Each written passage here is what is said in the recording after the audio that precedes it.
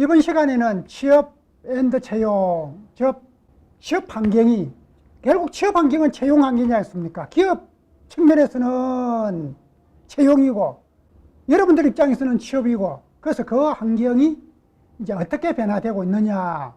그러니까 변화되는 어떤 패턴을 알면 준비, 대응을 할 수 있지 않습니까?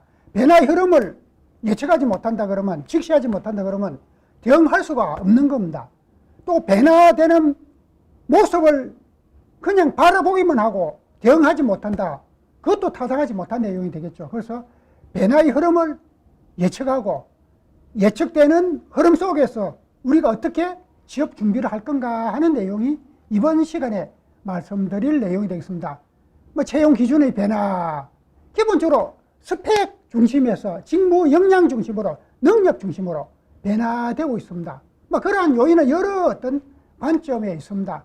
취업해서 적응력이 떨어진다든지, 그 다음에 또 취업한 직후에 3, 4개월 이내에 18%, 20% 정도가 이직한다든지, 이런 현상들이 있다 보니까 결국 능력 중심으로 채용을 해서 업무 적응력을 잘할 수 있도록 관리, 리드하는 거, 능력을 갖추고 실행하는 방법을 갖추고 업무를 할당받았을 때 아주 자신감 넘치게 업무를 수행하고 할 수 있습니다.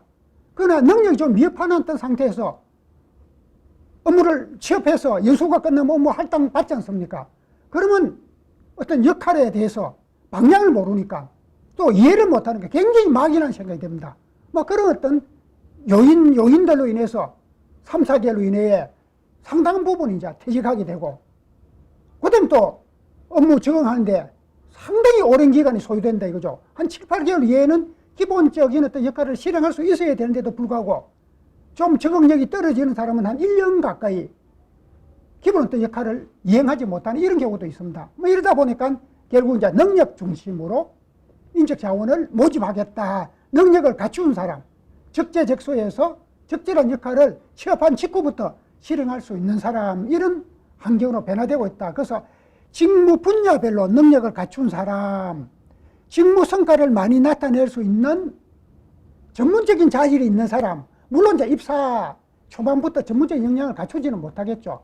그러나 전문적인 자질을 있는 사람, 기업에서는 채용해서 현재 능력도 중요하고 미래 우수한 인적 자원들을 육성해서 다각적인 어떤 전략에 활용하고자 인적 자원 운영 육성 계획을 가지고 있습니다. 그래서 전문적인 어떤 자질을 갖춘 사람, 다양한 업무 분야에 대한 적응력이 뛰어난 사람, 그런 사람도 상당히 선호하는 그런 패턴이 되겠죠. 그 다음에 기업 융화에 잘 적응하는 사람, 기업에 한했던 나름대로 어떤 패턴이 있습니다. 각 기업마다 다소 지향하는 어떤 관점, 문화적인 관점, 문화라는 것은 조직원이 갖는, 업무를 실행하는데 갖는 어떤 분위기, 가치관, 그 부분이 일정한 어떤 패턴으로 조성되어 있습니다. 조직원마다 어떤 사람은 이런 행태고, 어떤 사람은 이런 행태고, 어떤 가치, 어떤 개념이 다르다 그러면 서로 협력 지원을 하기가 상당히 어렵습니다. 또 생각하는 어떤 패턴, 사고의 어떤 관점도 다르기 때문에 통합이 잘 안 된다 이거죠. 똑같은 사항을 또 다르게 해석하고 수용하고 하는 이런 어떤 구분된 어떤 개념도 있을 수 있고, 그래서 문화라는 기업의 어떤 분위기에 잘 융화되고, 가급적이면 퇴근한 이후에는 각자 개인의 어떤 가치관대로 퍼스널리티대로 생활을 하더라도 업무를 실행하는 목표 과제를 이행하는 관점에서는 가급적이면 동일한 어떤 개념을 가진 사람이 더 타당하다. 이런 관점이 이 부분을 지칭하는 부분인데, 이거 상당히 중요시 하는 부분입니다. 서로 어떤 분위기에 호응되지 못하고 이질감을 느낀다. 그러면 어떤 목표 지향적인, 그 다음에 협력적인 이런 부분이 체계적으로, 합리적으로, 특히 이제 기업에서는 생산성과 효율성을 아주 이제 중요시하는데 그런 관점으로 추진해 갈 수가 없는 겁니다. 그 다음에 이제 취업 기준에 대해서 이제 어떻게 해야 되냐. 이렇게 이제 변화된다 그러면 갖춰야 되는 기본 요건. 내가 취업할 어떤 특정했던 분야를, 조직 분야를 선정하는 것이 더 타당하다. 선정해서 그 요건에 맞는 능력을 갖춰야 된다. 그죠? 막연히 어떤 기업에 입사하겠다. 포괄적인 능력, 그 기업은 전문 능력, 업무를 실행할 능력을 요구하는데 포괄적인 어떤 능력을 갖췄다 이거죠. 그러면 어느 부분에 어떻게 매칭돼야 되느냐? 기업에서 채용하는 어떤 관점에서 그 부분이 뚜렷하게 구분되지 못한다 그러면 채용을 기피하게 되는 겁니다. 그 당사자보다도 분야별로 역량을 준비된 사람, 그 사람을 선호하게 된다 이죠. 그래서 직무 분야, 자기의 취업 분야, 그 다음에 이제 역할을 잘할 수 있는 역량, 특정 분야, 내가 축구 선수가 되겠다 하고 전혀 축구를 잘할 수 있는 테크닉을 터득하지 못한다 그러면 축구 잘하는 건 아니지 않습니까? 마음만 그러하지. 마찬가지 특정 어떤 부분이 정해지면 그 부분에 대한 역량을 갖춰야 된다.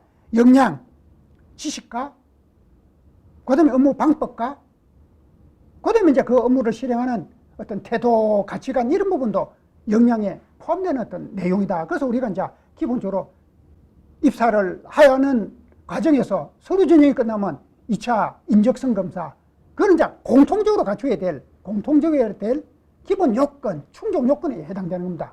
능력을 구분하는 건 아닙니다. 그 다음에 이제 면접부터 1차, 2차 면접부터 이제 특정 어떤 패턴에 얼마만큼 적응할 수 있느냐, 또 선행적으로 어떤 능력에 경험이 있느냐, 갖췄느냐, 관심을 가졌나, 그 다음에 태도적으로, 가치관적으로 얼마만큼 입사한 이후에 적극적이고 체계적으로 역할을 실행할 수 있느냐, 이런 부분을 면접 과정에서부터 이제 역량과 능력을 또 자질을, 가치관을 점검한다 이거죠. 그래서 이제 이 두 부분이 이제 준비가 돼야 된다. 그럼 이제 취업 환경, 역량 요인, 뭐 부분적으로 말씀을 드렸습니다.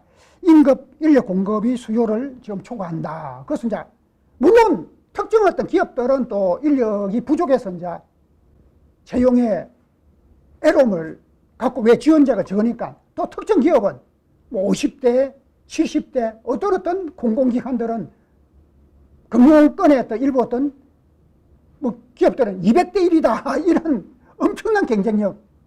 그래서 그런 어떤 경쟁력 속에서 어떻게 됩니까? 필요한 인력 40명이다, 70명이다, 120, 30명이다. 이렇게 이제 모집한다 이거죠. 그래서 공급이 수요를 초과하다 보니까 이제 경쟁이 기업 이제 중심적으로 이제 채용을 하고자 한다. 물론 이제 그 이전에는 특정 어떤 분야에 역량을 갖춘 사람이 없다 보니까 채용을 해서 중장기적으로 육성을 해서 활용을 하겠다는 관점인데, 말씀드렸던 대로 입사하자마자 3, 4개월 이내에 20% 이상이 변동이 생긴다. 1년 이내에 30% 전후가 이직을 하는 겁니다. 굉장히 막연하지 않습니까? 육성도 못하는 거고, 인력 운영 적재적소에 배치할 수 있는 인력 또 개론이 생기는 거고, 그런 어떤 현상이 일어나다 보니까 역량 중심으로, 능력 중심으로, 활용성 중심으로 채용 어떤 패턴이 변화된다. 그 관점입니다. 그 다음에 이제 직무 매뉴얼과 직무 수행 요건들이 시스템적으로 갖추게 되어 있다. 직무 수행 요건이라는 것은 조금 어려운 표현이 있습니다. 좀 전문적인 표현인데 잘 아시는 분도 있고 좀 생소한 어떤 부분이, 매뉴얼이라는 것은 어떤 룰, 이런 절차 과정으로 이런 역할을 해야 된다는 부분이고, 수행 요건은 말 그대로 요건, 갖춰야 될 기준, 이런 업무를 하기 위해서는 이런 능력과 지식과 가치관이 적절한 어떤 수준으로 갖춰져야 된다. 그래야만 그 업무를 잘할 수 있다. 우리가 이제 대학교까지 입학하기 위해서는 기본적으로 고등학교 학력이 있어야 되지 않습니까? 뭐 검정고시든 안 그러면 정규 과정을 거치든 뭐 어떤 과정이든 고등학교 졸업이 있어야 대학교 입학할 자격이 주어진다 이거죠. 그와 마찬가지로 특정 분야의 역할을 잘하기 위한 자격 요건, 갖춰야 될 기본 어떤 준비사항, 이렇게 생각하시면 되겠습니다. 그런 내용이 대부분 시스템적으로 갖춰져 있다 이거죠. 그러다 보니까 딱 틀이 이제 요런 틀, A 부서는 요런 틀, B 부서는 요런 틀이 있습니다. 그럼 이제 요 틀이 있기 때문에 요 틀에 맞는 요건에 맞는 능력, 지식, 태도, 가치관을 갖추느냐, 또 이제 그런 어떤 부분에 경험적인 뭐 인턴이 되든, 그 다음에 이제 뭐 실습, 이공계 계통 이제 실습 형태가 되든 그런 부분에 응용할 수 있는, 실행할 수 있는 경험 요건이 갖췄느냐, 이 부분까지 이제 검토를 하게 되는 겁니다. 그래서 이제 그 다음에 이제 글로벌 경쟁력, 결국 미래 인적, 우수한 인적 자원으로 성장 발전시킬 수 있는 요건을 갖췄느냐, 그 부분입니다. 말씀드렸던 대로 1년 이내 이직률이 많다 보니까 결국 이런 어떤 형태에서 이런 형태로 채용했던 관점을 변화시킨다. 뭐 직무별 경력직을 선호하는 경우, 뭐 경력직들은 보통 경력이라 그러면 3개월, 5개월, 1년 경력 그렇게 썩 경력으로 크게 부각되지는 않습니다. 1년 정도는. 한 2년 넘어가면 이제 1년 5개월, 2년 정도 넘어가면 이제 경력직이 되거든요. 물론 이제 6개월, 1년 정도 경력을 두고 다른 기업 신입사원으로. 그럼 이제 그 경력은, 그 이전에 했던 경력은 뭐 인턴 어떤 경험이다. 이런 어떤 관점으로 그렇게 되면 뭐 실행력, 적응력, 어떤 상황 판단력 이런 요건들이 다 갖추기 때문에 아주 우수한 또 잠재력을, 그 다음에 이제 입사한 직후부터 연수만 끝나면 바로 이제 실행할 수 있는 여건을 갖추어지겠죠. 그 다음에 이제 그런 조건이 아닐 때는 3, 4년 전후 어떤 경력직. 그래서 이제 한 1년 정도 이제 기본 어떤 현황을 파악하고 바로 이제 대리로 진급시키면서 이제 담당 어떤 책임 역할을 실행할 수 있는 이런 유형의 인력들도 선호하는, 왜? 신입사원 지금 기간도 길고 또 이직률도 높고 이러다 보니까 경력직을 선호하는 이런 패턴도 나타난다. 물론 이제 지금 이제 여러분들이 신입으로 입사하는 형태는 그 대상은 아니더라도 기업의 관점이 그런 유형으로 변화되는 조짐이 있다. 일부 기업들은 그렇게 변화돼 가고 있다.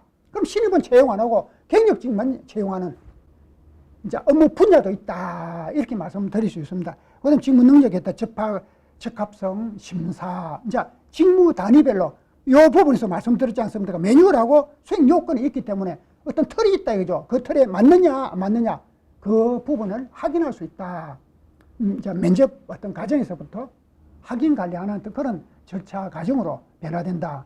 그럼 이제 분야별로 전문성, 현재 역할, 미래, 우수한 인적 자원으로 성장 발전할 수 있는 잠재력, 이 부분까지 이제 평가하게 된다. 그러면 이제 뭘 어떻게 준비해야 되느냐 하는 내용입니다. 말씀드렸던 대로 내가 취업하고자 하는 분야를 정해서 그 분야에 대한 전반적인 정보, 현황, 역할, 그 다음에 이제 앞으로 성장 발전할 수 있는 패턴, 그 다음에 그 분야에 요구되는 인재사항을 파악해야 되겠죠. 우선은 이제 산업 분야, 기업 업종, 산업 분야, 내가 이제 지원하고자 하는 기업에서 이제 중점적으로 수용하고자 하는 인적 자원의 어떤 모델, 그 다음에 기업 내부적으로 성장 발전시키고자 하는 패턴, 그거는 아마 재직하고 있는 조직원들로부터 여러 어떤 정보를 많이 파악할 수 있습니다. 뭐 선배, 후배를